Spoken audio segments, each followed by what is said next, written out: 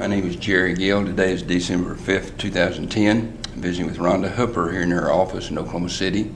This interview is for the O-State Storage Project, the Oklahoma Oral History Research Program. Rhonda, thank you for taking time from your hectic professional schedule to spend some time with us today. You're certainly welcome, Jerry. And as you know, I've been beaten up the last few days, so hopefully I can sustain and keep it up. Just smile as much as you can. Yeah. Rhonda, obviously we want to talk about your long, rich, and lengthy relationship with Oklahoma State University. But I want to first of all start off with your early life, where you grew up, a little bit about your family. Can you share some stuff with us? You bet. Well, I was born in Shreveport, Louisiana, and lived there till I was 10, moved to Tulsa, there for 2 years, moved to Oklahoma City, and when I was in the professional workforce, went back to Tulsa for a while, but bottom line, Shreveport, and my dad got an opportunity to come to work for State Farm in Oklahoma, and we came. So, and I still have family in Shreveport, but I definitely love Oklahoma more. And how old were you, Rhonda, when you moved to Oklahoma City? 12. So you went through junior high and high school? Junior high school, and then... What school was that here? I went to John Marshall. John Marshall. Yep. Right. Back in my day, John Marshall had, I think there were 800 to 900 in my graduating class, and I was valedictorian. They needed somebody to be valedictorian. I guess I got the position now. It was a great experience, but I mean there were over 2,000 in our high school, so coming to a university was still a big deal. I mean, big change in the number of people, and a little intimidating. I don't know, what is there? Well, first of all, let me back up and ask: were there some values, some principles you learned within your family or while you're growing up that helped influence your success later in life? Probably some strong work ethic. Both my father and my mother. My father was, he was very gifted in that anything he ever read, he could remember. And y'all would have headed off big time, because he could read something and he would remember it. And he knew dates in history and what happened. It was amazing. But my father was so smart that he also didn't use it to his advantage. And so, but I learned from that. I saw what he was capable and didn't do. And then I saw what my mother was very smart in doing, and how she had a job here and there, but what she did, she was excellent at. And I just saw both of them come from not such great backgrounds from the standpoint they weren't entitled or given anything, and they earned it. So that instilled in me the same kind of mindset. So is there a story about how you got to Oklahoma State University? Yes. Actually, everybody thinks I'm an idiot for doing this, but I can't help it. I was actually accepted to Harvard, and my boyfriend, who I'd been dating for many a year, he went to Harvard. And I realized I couldn't keep up with the Joneses, if you will. And so I decided I wanted to stay closer to home, and I checked out Louisiana State, which is where my sister went. I didn't like the fact that it rained every day at 4 o'clock. You know, we had been in Oklahoma, and so I felt more partial to Oklahoma. My parents said I could go anywhere in the United States except OU. So, well, let's see. Well, that started early in life. That started early in life. But bottom line, I thought, well, I'll just go to OSU for the first year, and then I'll go and do something beyond. And I fell in love with OSU and didn't want to leave. But no, the thing with Harvard was really cool. I had lots of opportunities and got to meet a lot of people, but my family was not able to really afford that environment, and I made that decision on my own. Was it a tough decision for you? Not really, because I had been around them enough to realize that wasn't me. And just because I went to some classes at Harvard and everything else, and I thought, you know, they're not that more, I mean, they're basically the same as what we have here. It was just the tradition and the cachet. And I think to me, your pedigree is just your pedigree. It's who you are inside that makes a difference.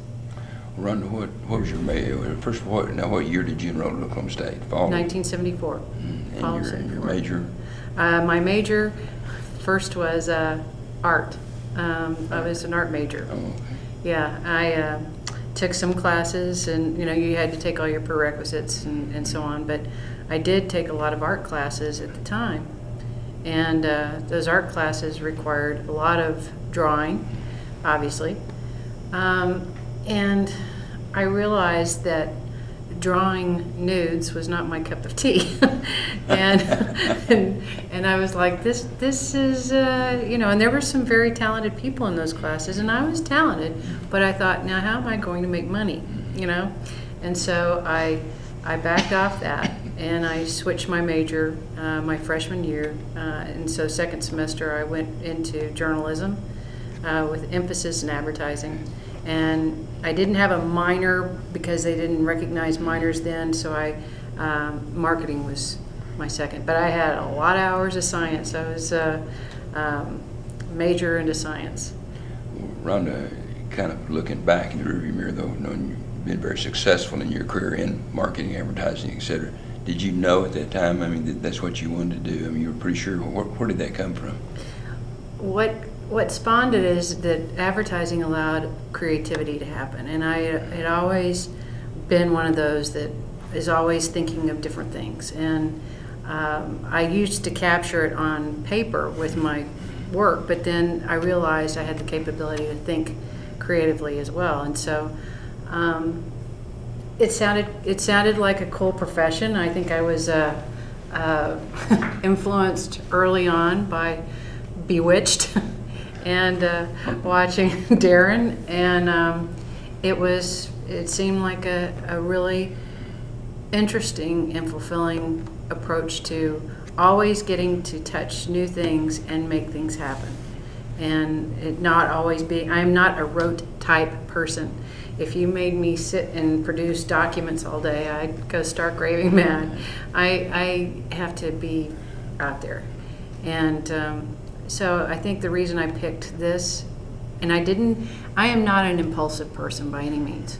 I do have a process of evaluating things, but the one thing I was impulsive about was picking my major. I was influenced by somebody that we were doing, it was homecoming. So see, the homecoming influenced me my freshman year, and we were doing the homecoming sign and the welcome back alumni. And I was in a sorority. I had just pledged, and I was doing it with I think we were doing it with Phytos.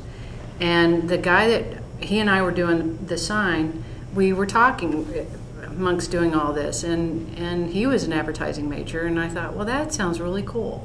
Mm-hmm. Well, that's what influenced me, is his verbatims about that, and it was like I can't believe I did that, but at the same time, as I got into it, and that punctuated by Dr. Manzer, Dr. Lee Manzer, he is amazing in consumer behavior. I took one of his classes and I was inspired, and I thought, this is what I need to do. So that, coupled with the business side of it, is what influenced me. You mentioned Dr. Manzer. Were there other faculty or staff that influenced you in your development as a student?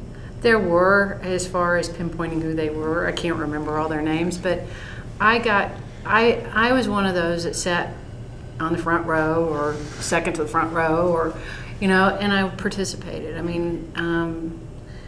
That's just who I am. I still do that. I have a tendency to get right up there. Why be in the back and be wallpaper? If you don't take it seriously, there's no point. So I had a lot of people influence me, and Dr. Wishart, Sheila Wishart, was my counselor, and she was influential on the AAF, the American Advertising Federation competition that we do. OSU is a participant, and she really gave me a sense of confidence and exposed me to the business sides of things in our field, and she was very special to me too. And I'm not sure if she had cancer several years ago, so I'm not sure of her status. I never have talked to her since graduating, but she was a very dear person.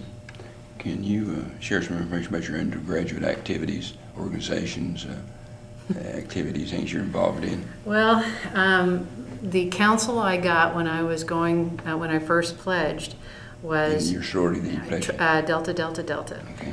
And they encouraged us to get involved on campus.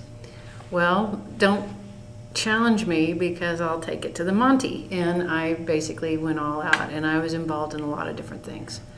Some of the more significant, I was on the executive committee of homecoming. I was in mortar board. I was arts and sciences student senator. Let's see, lots of different things I got involved in.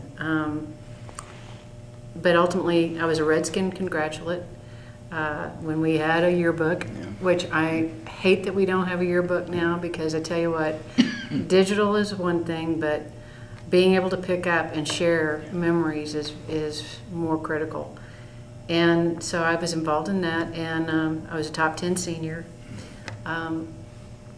But lots of different things I was involved in. And then I was in, as far as the sorority, I was an officer in several different levels. But I honestly can't remember everything. That's great. I know it was so much so that when I graduated, I said, I'm taking a hiatus on activities for a while. Rhonda, what year did you graduate? 1978. 78.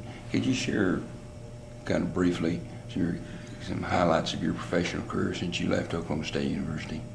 Okay. After I left, I did take a period of time to chill out, and I decided I wasn't going to actively pursue getting in a job market. I had a job that I was making a lot of money at, and that was bartending. And where was that? It was a small little bar called Bonaparte's in Shepherd Mall, and this bar, we catered to OCU law students. Mm-hmm. So I think we had 6 tables and 18 bar chairs. But back in the late 70s, I was making $200 a night, which was a lot of money. Basically out of tips.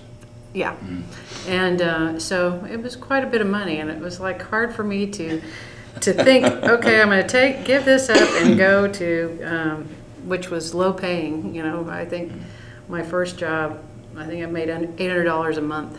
You know, so I mean, $200 a night, like, $800 a month. Okay, and I couldn't have done both because I worked long hours. So I did that for a few months, and then I entered the job-seeking market in the fall. So while everybody else was zigging, I zagged, meaning I had a different entry point, which basically my second interview, I was offered a position. So, and went to work for Ackerman McQueen here in Oklahoma City. Which is one of the top advertising agencies.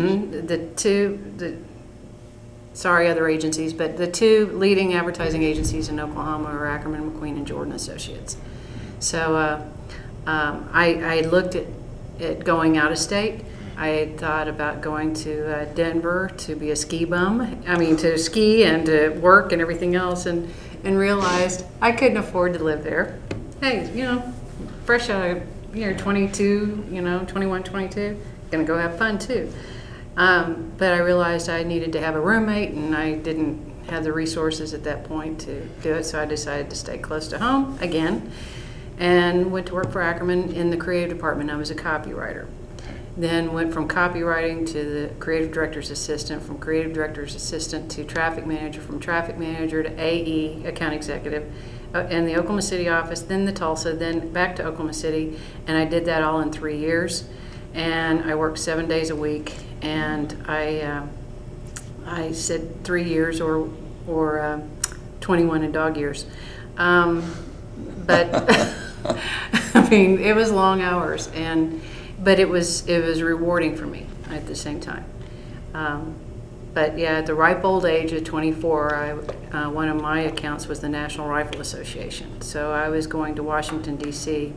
very often, and I was playing with the big boys, and it was pretty fulfilling. But at the same time, there was more to life, and I moved on. I was director of advertising for Technical Oil Tool Corporation, which was a Baker International company. We had over 2,500 employees and offices all over the U.S. I was one of the only female managers, and so Baker's an oil tool company. Baker is an oil tool company, and so why I went to that, I'm technically, I like mechanical reasoning. I like technical stuff. I get into it, and so I thought, well, why not? So I enjoyed it. I worked there a little over 4 years, and I wasn't looking to change when Jordan came after me, but I enjoyed it. I loved being in the business. The guys at first were resistant to me, but I had to win them over, and I had to work with engineers and with Salesforce and manufacturing, and I learned diplomacy. I learned you can't be heavy-handed or they'll axe you. I learned, there's more to life than marketing, okay? And just because marketing needs it doesn't mean everybody else is gonna be on the same page. So, but it was cool. We were like third when I came to work at Totco, and we became #1 through a focus on the brand, through doing the right things to market. When we went to trade shows, we had a professional demeanor. We knew our stuff. We had rules, when people would come to the booth and how they had to behave. Because when I first came on board, the guys were sitting in chairs smoking at a trade show. And it was like, no. I made them wear matching blazers, the whole bit, So, and it was amazing. They resisted, but then ultimately it worked, and they were going, okay. So I earned their respect. And we just had a 20-something year reunion of Totco, and it was awesome. We built a bond, a strong bond there, and the employees were fabulous. And then you moved to Jordan. Then Jordan had reached out, and it took 5 interviews for them to convince me to come over, because my reference point was no agency. But it was the right move, and I came to work at Jordan. What year was it? 86. 86, and you've been with him ever since? Since then. And I had the opportunity to work on Cellular One. Jordan Associates actually introduced cellular phones. Yeah, and I worked in 17 markets for Cellular One, and I was like an account coordinator, I think, is when I started. And that was that was really cool, Now, but cellular phones when we launched were those huge old boxes, and now they're the tiny little, microchip at this point. And that was a neat experience. Then worked on a lot of the government business. At the time, Bellman was governor of Oklahoma, and Doc Jordan, the founder of Jordan Associates, he's the one that helped get Bellman elected the first time, then the Senate, and then the second time. And so he had me on that business, and I worked on an Oklahoma Turnpike Authority and the Department of Commerce, and did the Don't Lay That Trash on Oklahoma campaign, and a lot of those different things. So it was a good experience. Then went from that arena to our president of the agency, Jeanette Gamba, said, would you like to lead the Hardee's business, Hardee's Food Systems, quick service restaurants? And I jumped on it, and we grew that business from what started as only a statewide basis to the point when we worked for them for 21 years. And when they left the agency a few years ago, we had 25 states, and it was a major 7-figure piece of business. So it was, I loved being in the quick service restaurant business.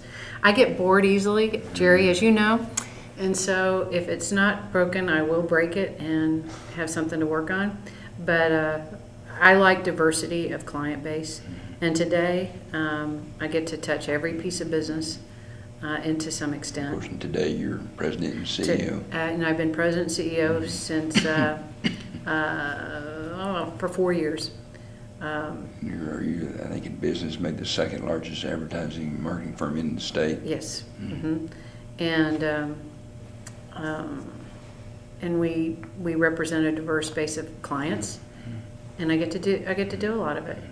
And so I have a great team. It's really the team. I mean, I'm not as much hands-on. I'm more in strategic planning, strategic direction of client initiatives. And when I'm not doing that, I'm involved in a lot of boards, and I enjoy that.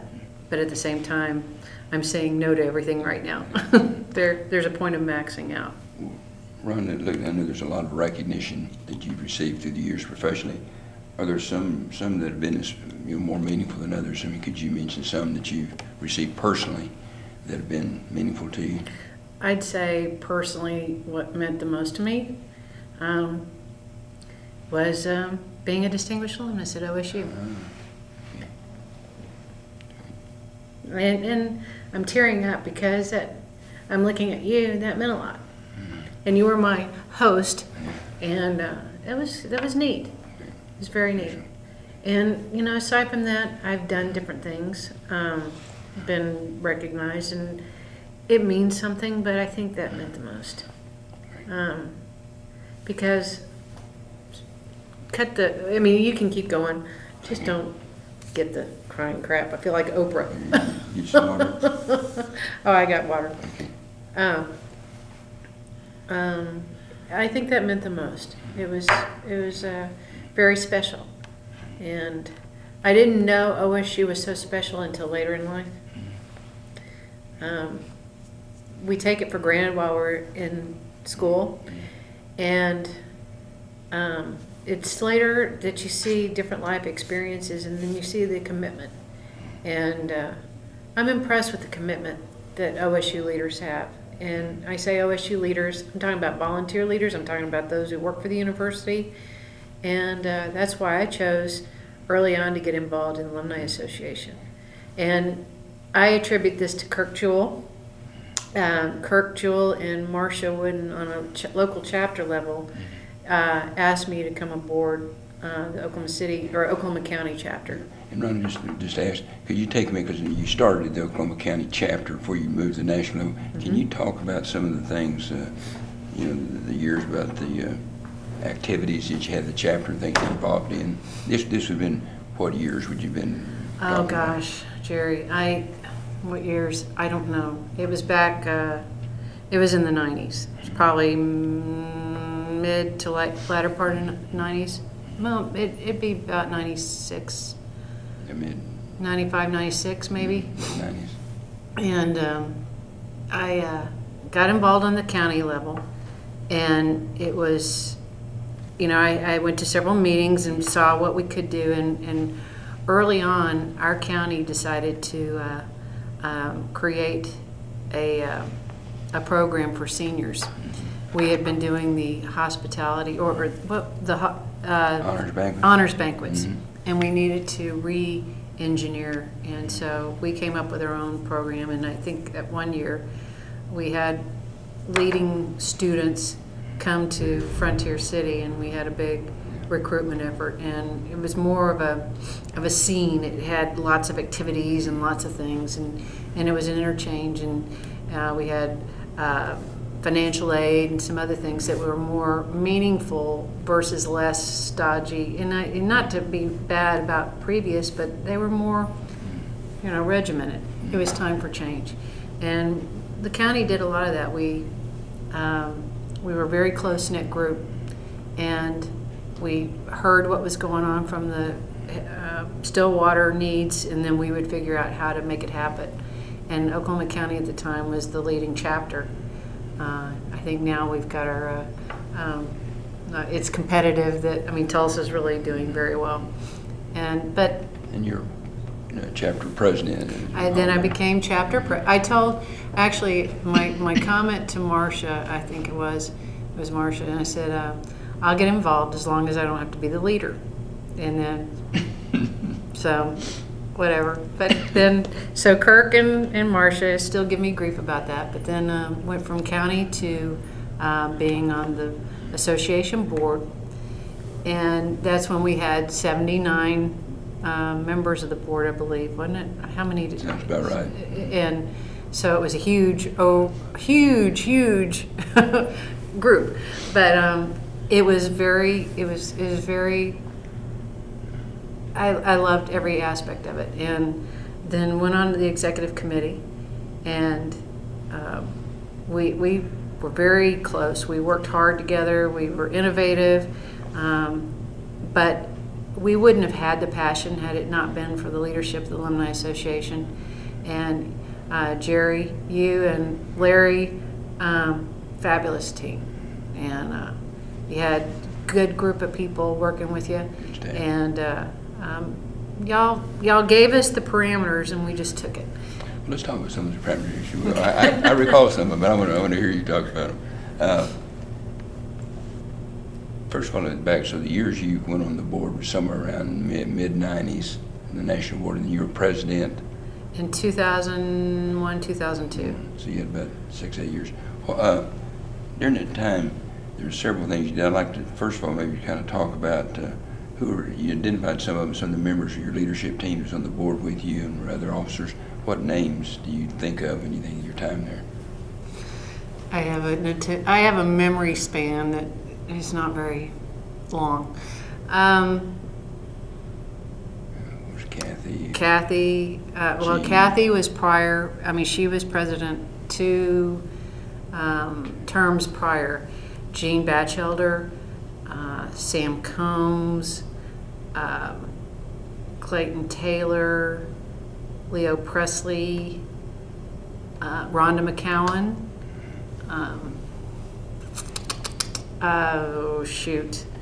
Ditch Witch out in California. Paul Rogers. Paul Rogers, yep. Mm-hmm. Oh man, there's quite a few. I would have to look back at my notes.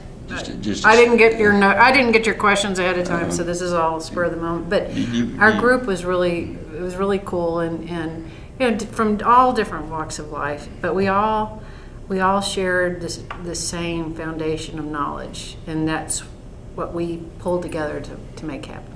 You remember, I'm thinking two events, the strategic planning, and then I think you were president right towards the end of that, right? Mm-hmm.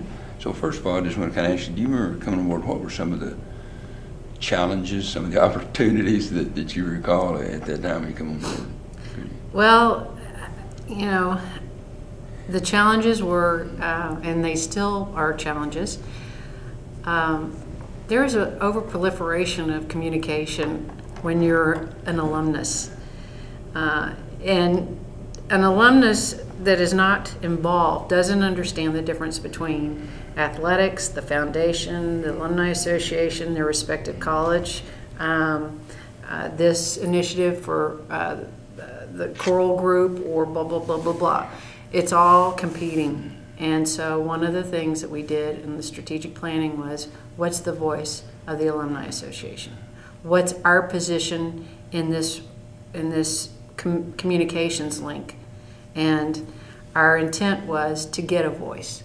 And ours was, we are we are the voice of the alumni. And that's where we landed. And we'd always been, we just framed it, you know.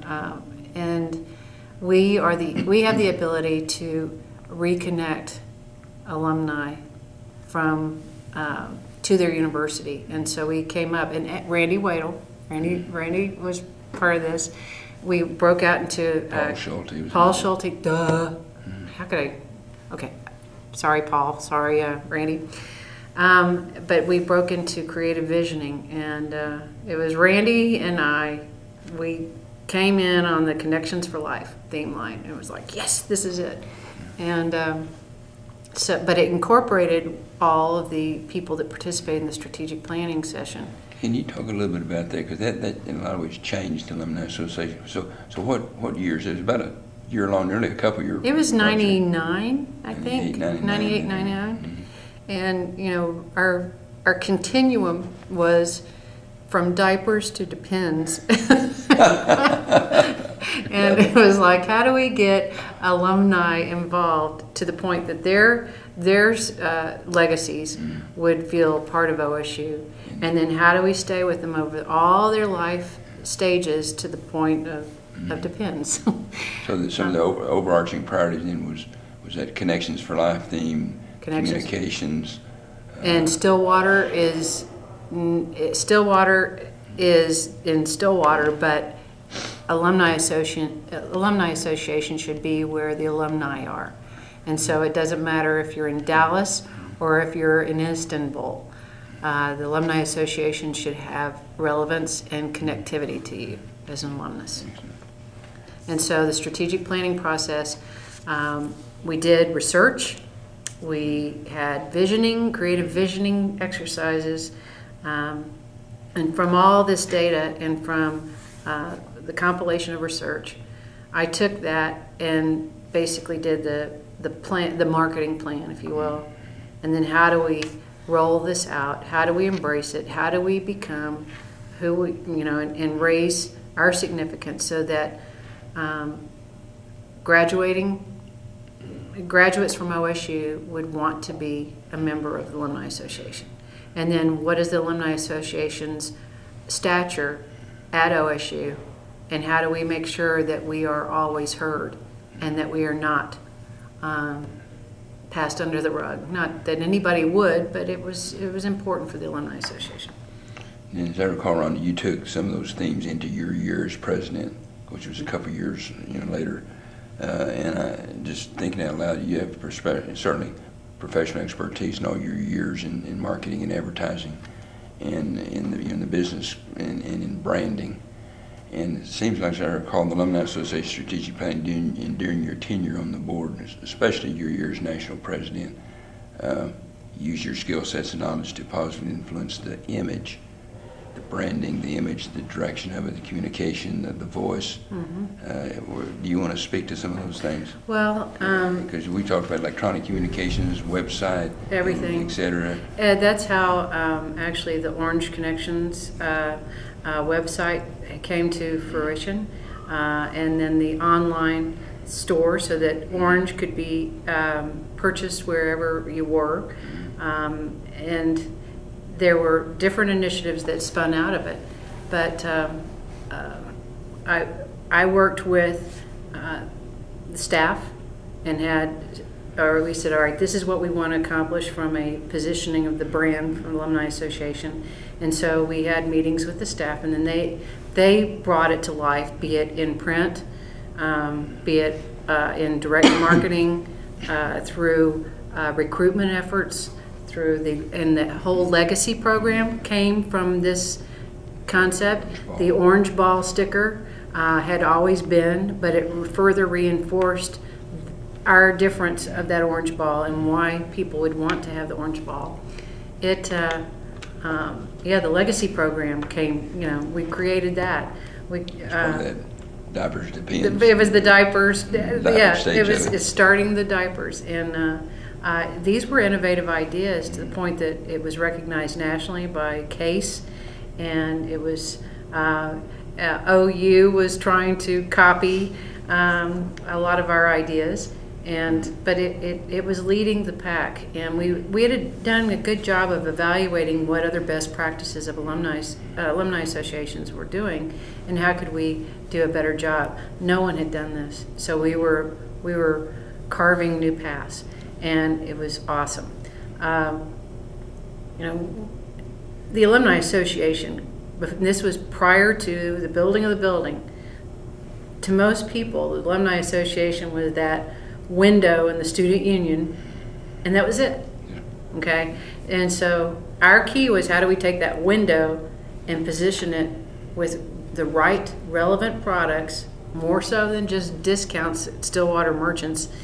What does that mean, and then how does that position us that we then built a building, and more people now know that homecoming is brought because of the Alumni Association. And the building helped. And the building helped. It provided the bricks and mortar and the evidence of this organization, and so all of it tied together. So I feel good about what efforts we did in those strategic planning sessions. I remember going to Guthrie, and remember that? And we had these retreats, and we were questioning everything and how do we do things better. But that was the springboard to cool things. And well, let me pick up on that, Rhonda. How, in your perspective, how was after the strategic planning and the implementation of some of that in the following 2, 3, 4 years, how was the Alumni Association different as an organization coming out of the strategic planning than it was before? Confident. Had understood where it was going and had a plan to get there. And yes, strategic planning does that, but I think beyond that, it framed a skeleton of just business terms, and it personified truly what the importance of an alumnus is. That an OSU alumnus is different than any other alum.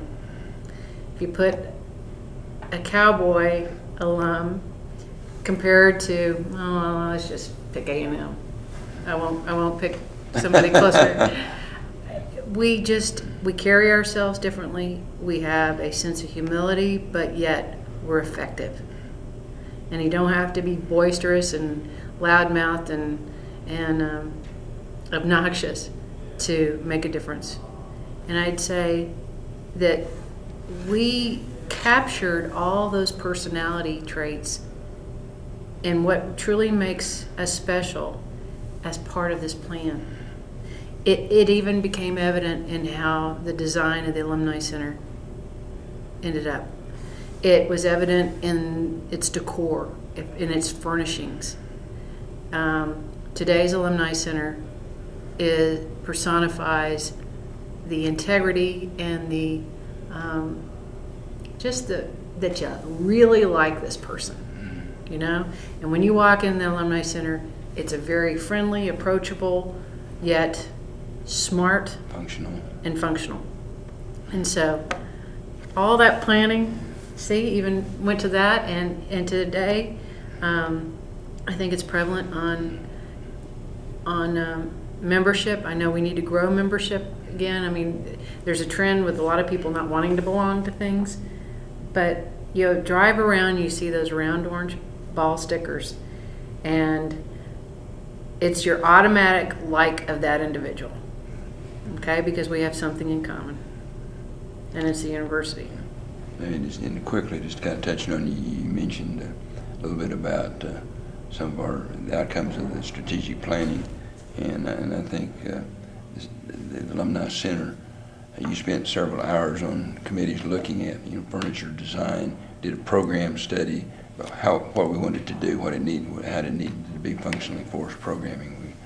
But I want to give you credit. You spent a lot of hours stuff that's important to me, like picking out furniture, about furnishings, decor, paintings, location, and you must feel good about that, because did it come out kind of as you hoped it would? It really did. And and Jerry, there were 4 of us: you, Larry, Clayton, and I. And I was your female balance, just like, okay, guys. No. But what was cool is, we aren't interior designers, but it captured the essence of the brand that we wanted it to, and it has the right amount of cowboy with class. I mean, not that cowboys aren't class. It's classy cowboy, okay? And I'm very impressed. And I remember us sitting through all those swatches and do we do this, do we do that? And it was like, but it was good. Rhonda, some more broader sort of philosophical questions, if we can. In your opinion, why is it important for alumni to remain engaged with their alumni association? To remain engaged, or to even get involved in the first place? Get involved, period. It must be at some point connect. And why is it important for alumni to be?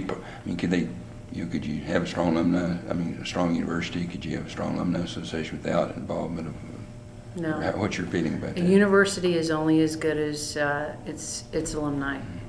You can have, if you're just granting degrees and things like that, unless there's engagement, it's just another university. What separates it is the people behind it. And it's important for alumni to be part of it. And just graduating isn't enough. You need to maintain a level of communication and understanding. I wasn't involved in Alumni Association for several years. It took, 20 years or 15 years before I started having an interest, but the more I got exposed, the more I saw the passion and the smarts pulling together. It made me excited, and I thought this is a place that we need to be involved. So it's important for alumni to be part of the association, and it's very inexpensive. I mean, it's $45 a year. It's $700, I think, for a lifetime membership, and in the scheme of things, that's no big deal. But yet it fosters things for scholarships, and you understand all things OSU, and then you choose where you want to be involved at all or nothing, or you want to just be a silent partner, and what most people think, I mean, probably a lot of people think, is athletics when they think of the university. As an alum, it's so much more. And we wouldn't have the caliber of the faculty, we wouldn't have the caliber of our president unless we had engaged alumni. Can I pick up on that, on your engagement kind of motif? What are the legitimate roles of alumni in supporting their university? What kinds of things should the Alumni Association be engaging alumni in your opinion? How should they be helping the university? Well, I think they need to, the Alumni Association is probably most effective in raising a constituency of knowledgeable alumni, so friend raising, if you will. Friend raising from the standpoint that once you are involved, then you can choose to be more involved. It's not about just giving money, okay? That's one component, if anything, but not everybody is capable of giving money. People want to give their talent. They want to give, if they have some time, they want to give an opportunity if they feel like, if they could help a student coming through. There's so many levels of engagement, and the key is to letting that individual have the choice and giving them that open door. Our job is to connect, is to be the gateway of alumni to the university. And then, depending upon how far they want to get in that gateway, it's up to them. And they could be, we use the terms ambassadors for OSU, Absolutely. advocates for OSU. Ambassadors. I mean, it's the intrinsic aspects. You see people proudly, in fact, Sunday, when I was Christmas shopping, Saturday and Sunday, I saw OSU outfits all over the place, and I'm like, yes, okay. It was up to the alumni to put the best face forward. It's expected of those who are employed by OSU, but to general populace, to people that are out there, they're our ambassadors.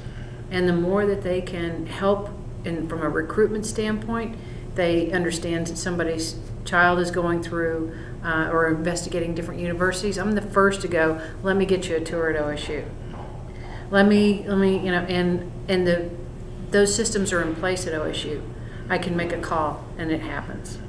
And that's amazing.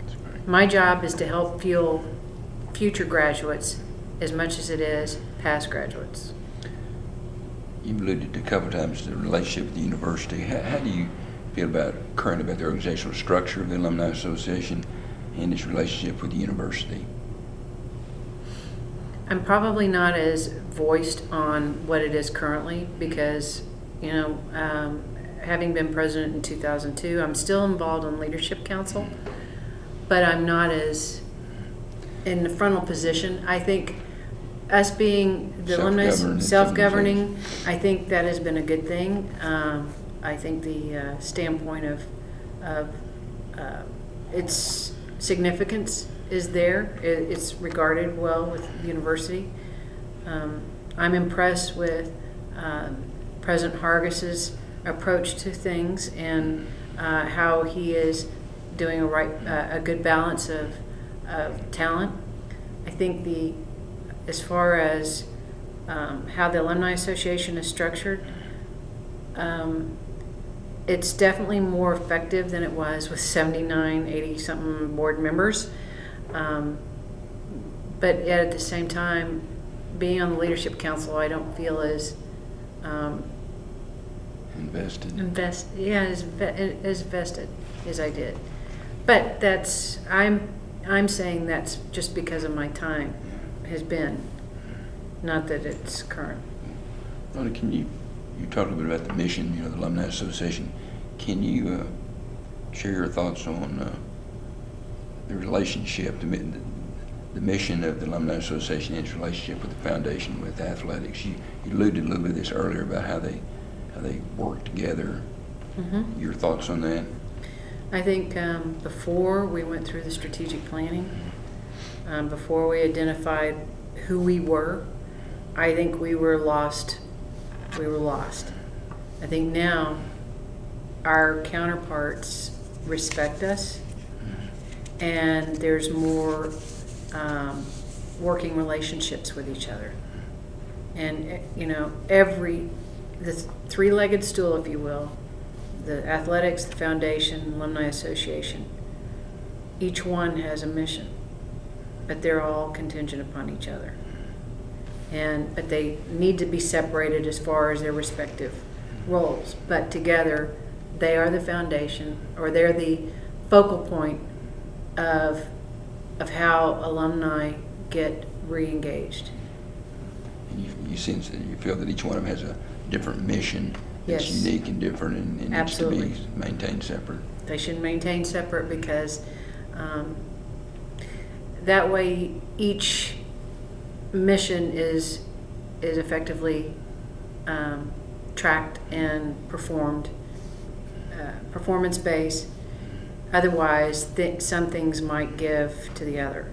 But I think the three-legged stool to me is the most effective. From all the things that I did in terms of looking at best practices, in terms of us moving to self-governing, there were reasons we did what we did, and they were good decisions. Now, it's made it more difficult from a revenue generation standpoint and some other things, but it needed to be more difficult. Thank you. How do you feel about the future of the Alumni Association? I think the future of the Alumni Association is very good.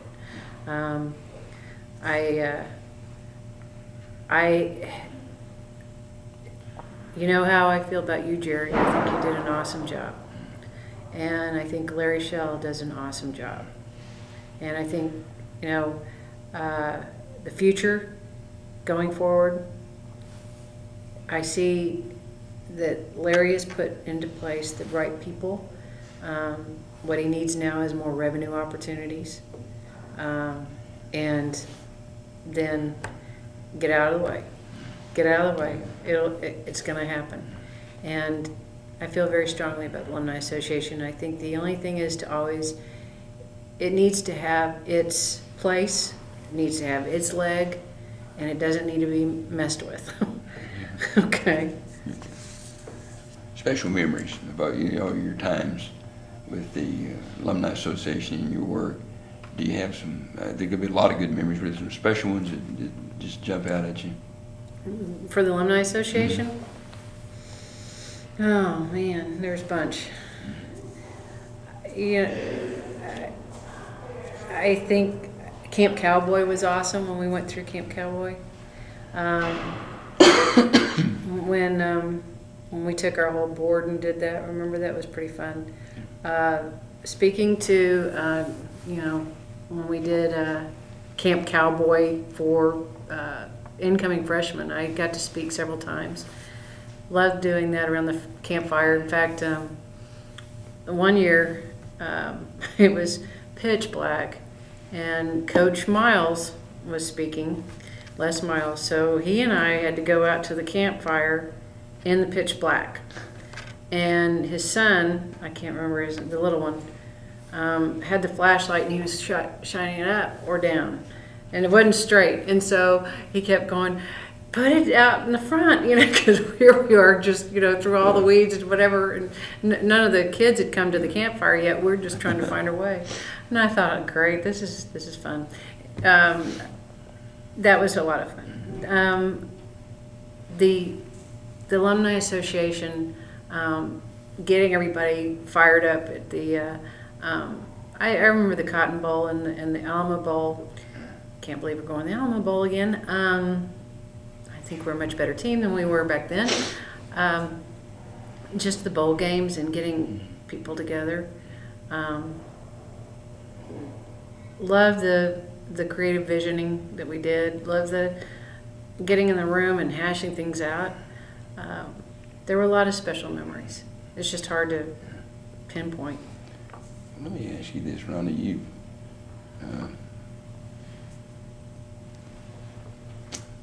all the time and energy that you put into your leadership roles when you had a very hectic 18-hour days and this kind of thing, and yet you put a lot of time and energy and passion in there. Where did that passion come from? Why were you willing to give so much, Rhonda? I don't know where it comes from, other than the fact that I think I came out of the womb like that, because my mom and dad would counsel me. I always had a strong work ethic, and they kept saying, you do too much. You do too much. I mean, I would always, if I had an art project in grade school, I'd always go above and beyond. And my mother would keep saying, you're going to burn yourself out. Quit doing that. Well, I can't. I'm still not burning myself out, but might be if I don't. No, but where do I have it? The passion. If I believe in something. And why OSU? I mean, you could have given it to a lot of other places. Because I believed in its leadership, truly. And once I saw efforts and I saw how real people were, I thought, this is cool. And this is going to help other people. And this is going to help students. And it's going to be the bridge between young and old. And I got passionate.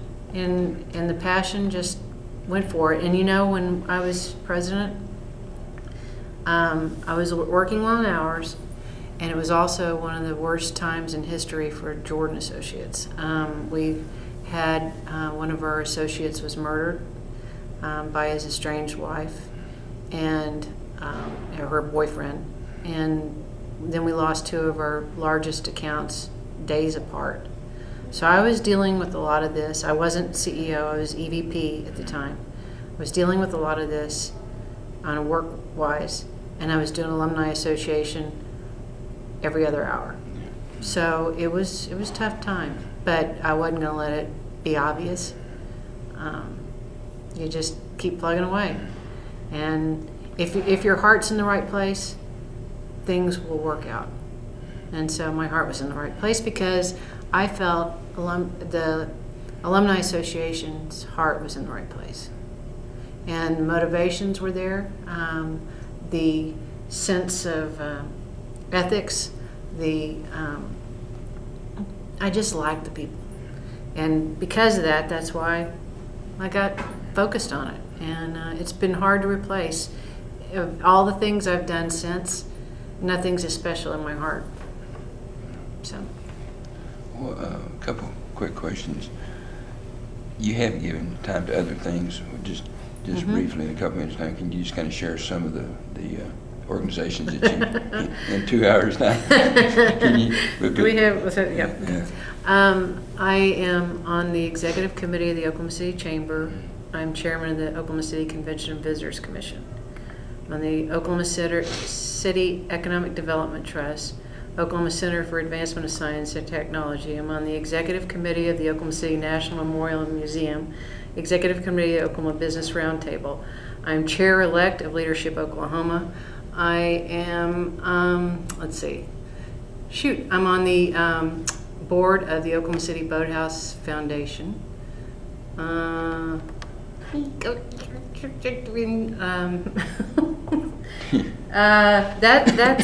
a handful. You warned me out already. I'm a handful. I counted 17 boards or committees or special initiatives at one point. And I was like, what am I doing? You've been Leadership Oklahoma. Leadership Oklahoma, yeah. In fact, I'm chair-elect. I've been doing strategic planning for that. I would take over this summer. And that's an organization of about 1,400 people. And it's pretty cool. But let's see, I know there's a bunch more things I'm doing, and I apologize if I haven't had meetings recently. I don't remember them all, but just kind of putting one I meant to ask you earlier. Tell me about how you feel about Kathy Laster. What do I think about Kathy? I think Kathy's awesome. Kathy helped lead this strategic planning. She did. She, in fact, she was critical to the visioning process. And Kathy is a very passionate person too. I think you put Kathy and me in a room and you know, and she's fantastic. So we had some good people, but Kathy in particular. I mean, when you're willing to put your heart and soul into something, it's obvious, and that infuses a lot of engagement. And if it's smart infusion of heart and soul, if you will, okay. There's lots of heart and soul that can be off on a tangent, but I think that was critical. Let me close with this question.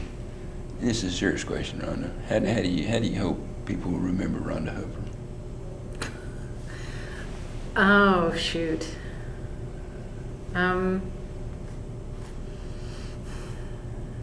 Gosh, I haven't been asked that question. We're not ready to write your obituary I was going to say, yet, am I going somewhere? Because I tell you, I feel like it today. I'm going somewhere. Oh shoot.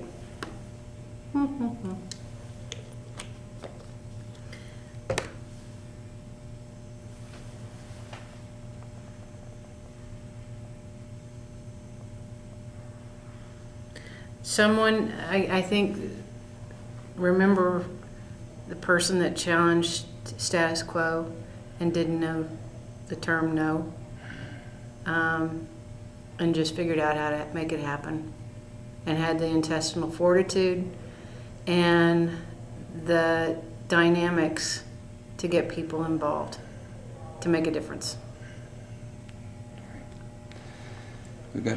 How do you want to be remembered? Not that you're not going anywhere either. This interview is for you. Anything we failed to cover you think is important we would mention? Did I answer all the questions you had? You got an A on every one of them. You're valedictorian again. No, I think that was very comprehensive. I think what you're doing for the library is really awesome. No better person to do that than you. Jerry Gill remembers. I mean, it's like, got to show you all these things. I mean, you're good. You're a historian at heart, and you were a historian in everything you did at the Alumni Association, and that pays off, obviously. But no, I think I guess I would sum up that OSU means a lot to me, and it's not just winning on the field, it's winning in every aspect. And I want OSU to be the leading institution in this state and leading other institutions on a national level. And it's because we're smart, we do things in a smarter and more dynamic way. And it's not about just taking the easy way out. it's always challenging.